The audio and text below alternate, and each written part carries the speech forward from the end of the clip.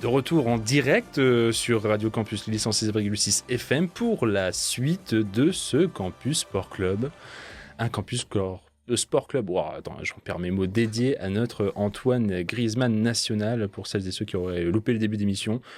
Ce petit hors-série ce soir dédié à ses 10 ans en bleu. Grisou qui avait annoncé donc il y a quelques semaines, le 30 septembre, sa retraite internationale, et on se devait de revenir uniquement sur lui. Et justement, on va pouvoir parler un peu de ces 10 ans, puisque ces 10 ans riment avec Deschamps. Wow. Petit Augustin. Absolument. Est-ce que je l'ai écrite ? Non. Mais est-ce que j'aurais dû l'écrire ? Oui. Très belle. Est-ce que c'est bien trouvé ? Oui. Ouais. Antoine Griezmann qui est arrivé en équipe de France en 2014, appelé par Didier Deschamps, et ce même Didier Deschamps qui est toujours en poste. Donc c'est facile à en déduire que Griezmann et l'équipe de France, c'est forcément Deschamps. Absolument. Absolument. On se souvient de Deschamps comme son seul et unique sélectionneur. Du coup, on va commencer par une citation, la citation de Deschamps quand il a appris le retrait de son joueur en équipe de France. Du fond du cœur, merci mon Grisou. Depuis 10 ans, du coup, on le voit, le maître et son chouchou entretiennent une relation d'extrême confiance, une complicité infaillible, limite une relation intime, si on peut dire. Elle restera intacte selon Dédé, avouant à demi-mot lorsqu'il a appris le retrait de Grisou de la sélection qu'il était effectivement son chouchou. Mais bon, ça, il l'avait déjà avoué sur Téléfoot l'année dernière, en novembre 2023, lors d'une interview. Je ne sais pas si vous l'avez vu, mais voilà. Quoi qu'il arrive, Antoine Griezmann restera un monument du football français, et il l'a dit, l'un des plus grands joueurs de son histoire. Il a toujours fait honneur au football et au maillot bleu, c'est en tout cas ce qu'a dit Deschamps. Depuis près d'une décennie, les deux hommes travaillent de concert au service de l'équipe de France. Si on remonte 10 ans en arrière, du coup, 27 février 2014, Didier Deschamps prononce pour la première fois dans la liste des attaquants Antoine Griezmann. Il sera... Quelle imitation. Je rêverais de me dire s'il s'était noté au début prendre accent du sud. C'est pas marqué en effet, mais je me suis dit pourquoi pas. Didascalie. Il sera du coup titulaire dès son premier match, comme tu l'as dit Marin, contre les Pays-Bas. Je sais pas si tu l'as dit. Ouais. Une première confiance du coup indéniable pour le futur chouchou de Dédé. Sa relation de chouchou auprès de son sélectionneur, mais aussi auprès des Français, il faut le dire, s'est construite donc à la Coupe du Monde au Brésil. On se souvient de ses pleurs en quart de finale perdus contre l'Allemagne.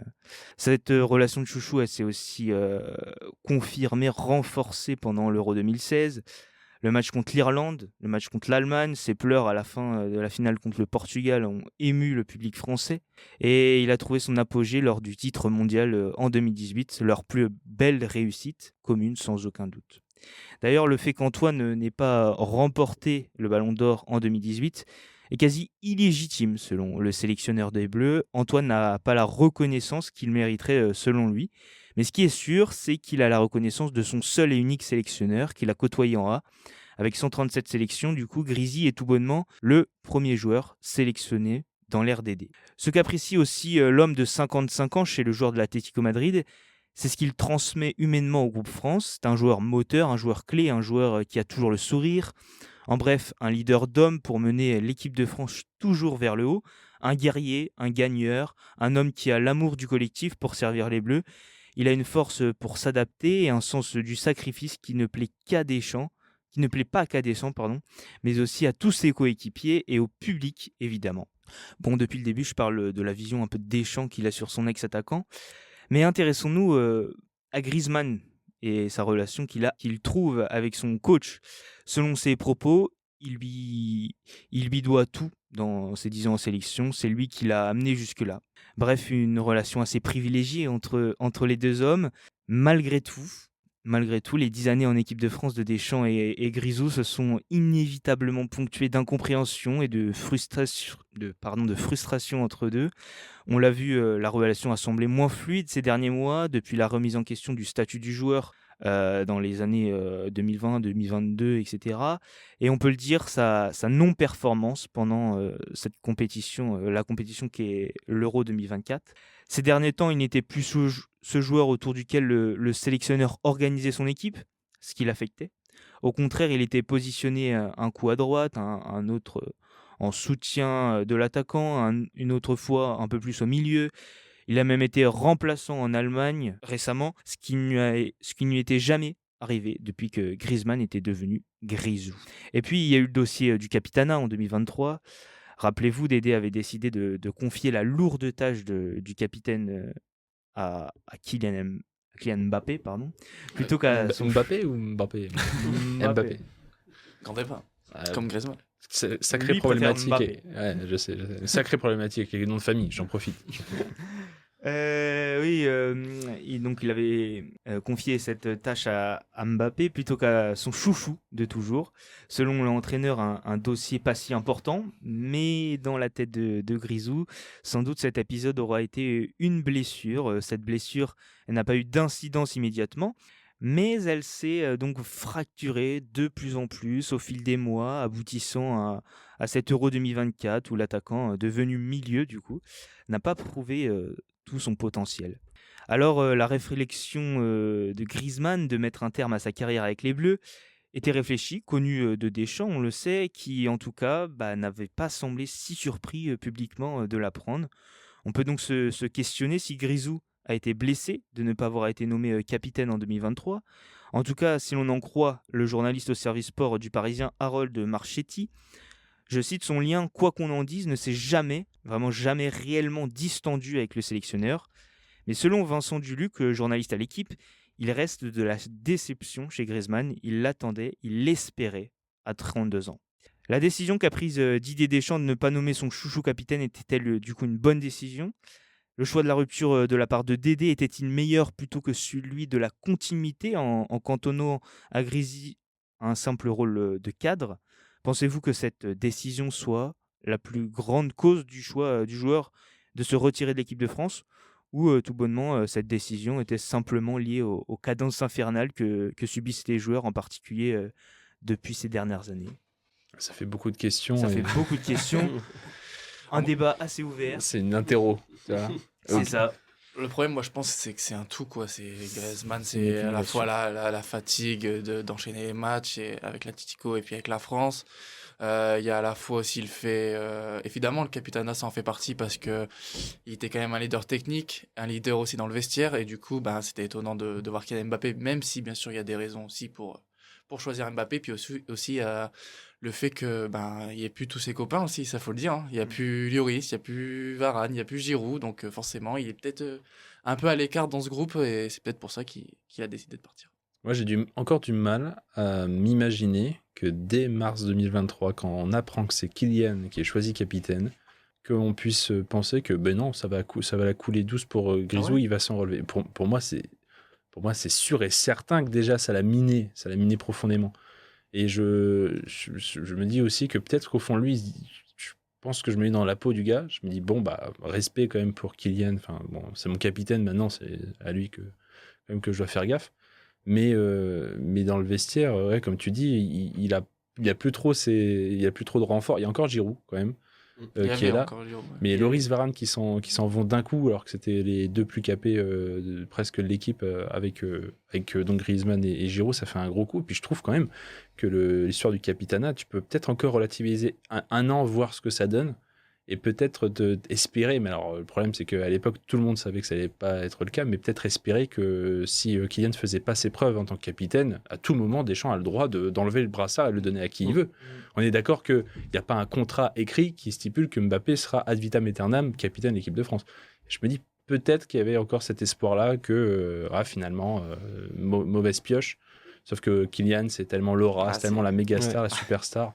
Et peut-être que, comme tu dis, là, tu l'as un peu sous-entendu, Tom, il y avait des raisons aussi valables pour Kylian. Toi, tu t'en pensais quoi, toi, quand tu disais ça ? Les raisons, c'est que c'était déjà, il l'avait dit quelques années avant, je crois, c'est que l'équipe, elle tournait autour de Mbappé maintenant. C'était lui le centre de l'équipe sur le terrain. Donc, forcément, il a envie de lui donner plus de responsabilités. Puis c'est peut-être aussi une autre génération parce que Griezmann, forcément, même si il était encore important, il lui restait pas non plus 10 ans en équipe de France comparé à Mbappé. Donc voilà, je pense que c'est des raisons pour lesquelles Mbappé Deschamps a fait le bon choix, je sais pas, mais a fait le choix de choisir Mbappé. Mais le problème aussi maintenant, c'est de se dire, est-ce que Mbappé est un bon capitaine? Et ça, c'est un autre débat, mais à voir si c'est vraiment le cas, parce que je suis pas tout à fait sûr. Bah, en fait, quand Mbappé il est nommé capitaine, on sort aussi de la Coupe du Monde au Qatar. Et c'est vrai que la finale qu'il a fait, elle avait quand même beaucoup convaincu. Ouais, c'est vrai. Et c'est un contexte différent aussi. C'est vrai qu'aujourd'hui, Mbappé, après son Euro décevant, on a tendance à beaucoup lui tomber dessus. Mais en sortant de la Coupe du Monde, c'était quand même envisageable avec la finale qu'il avait fait, ce rôle de leader. On a l'impression que c'est lui qui avait vraiment réveillé les Bleus face à Qui a l'Argentine. poussé les Bleus vers Voilà. le match nul, puis un autre match nul après en prolongation.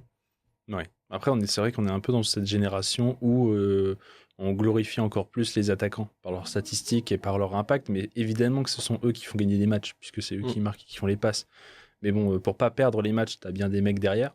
Et moi, je suis un tout petit peu attristé par ça. C'est un peu mon coup de gueule.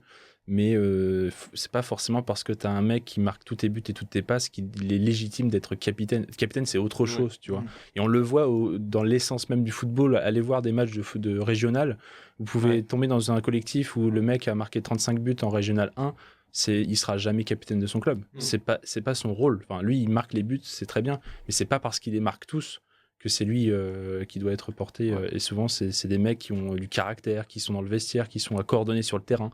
Et Mbappé, franchement, c'est vrai que Griezmann, en plus d'avoir été replacé au centre du jeu, être encore plus sollicité, je trouvais ça encore plus légitime. Je sais pas vous, mais c'est quand on regarde les archives. Ce numéro 8, presque. Quand on regarde les archives là, des discours de l'équipe de France, on voit que Griezmann, c'est un leader de vestiaire, quoi.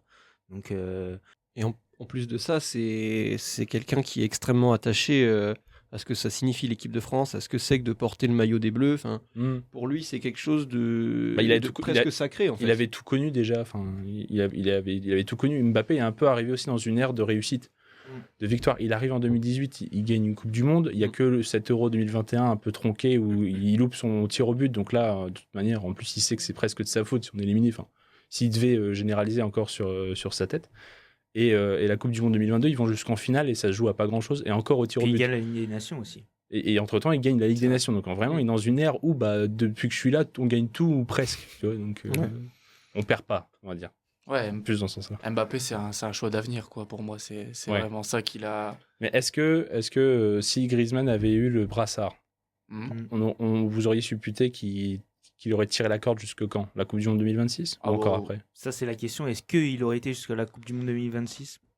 Si ça se passe bien, moi, si ça s'était bien passé, l'Euro 2024, déjà, je pense que Griezmann, il aurait peut-être pas eu cette réaction, cette décision là en septembre. Et ouais, je pense qu'il serait allé beaucoup plus loin parce qu'il aurait eu un nouveau statut. Il se serait dit, allez, moi, j'emmène cette équipe en 2026, c'est moi qui vais aller chercher un exploit peut-être aux États-Unis. Donc, ouais, pour moi, on aurait pu compter sur lui plus longtemps. Et puis Griezmann, en début de saison 2024 avec l'Atlético, il était vraiment flamboyant. Enfin, on le voyait pas du tout un joueur vieux qui est en fin de carrière et que avec son Euro raté. C'est vrai qu'avec la Coupe du Monde 2022, il y a aussi cet aspect où là, il faut faire un tout petit parallèle en club où avec Barcelone, ça a été un peu mieux sur la fin, mais c'est surtout là où finalement Barcelone se dit, en fait, on va te prêter. L'Atlético a dit, génial. Prêtez-le nous 2 ans. et dès qu'il est revenu dans son milieu qui est l'Atlético avec Diego Simeone, qui le connaît par cœur, qui sait quoi en faire et qui a vu le potentiel, c'est même là quand il revient pour voir la symbolique. Il était replacé en numéro 8, un peu ce milieu compensateur. Quand il revient à l'Atlético, son 7, il est déjà donné, il prend le 8.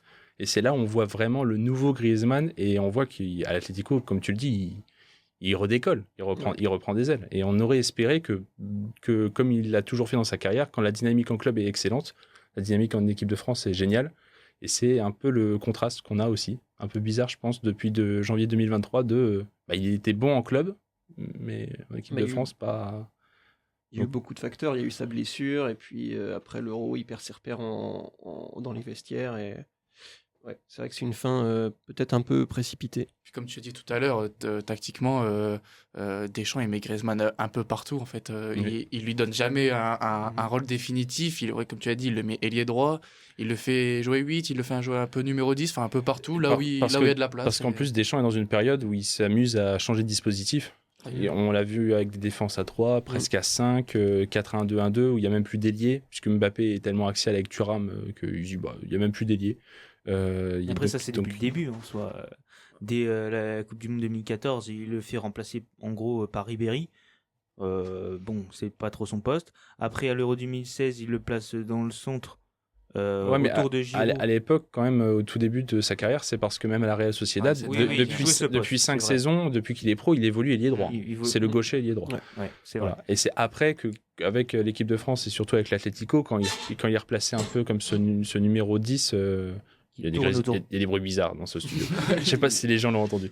Et comme il est replacé un peu dans cette position de numéro 10, là, il prend une autre envergure et finalement, Deschamps s'attache très longtemps à ce 4-2-3 où il est vraiment derrière Giroud. Et c'est là où on découvre la magnifique association Euro 2016, fin 2020, Grisou-Giroud, phénoménal.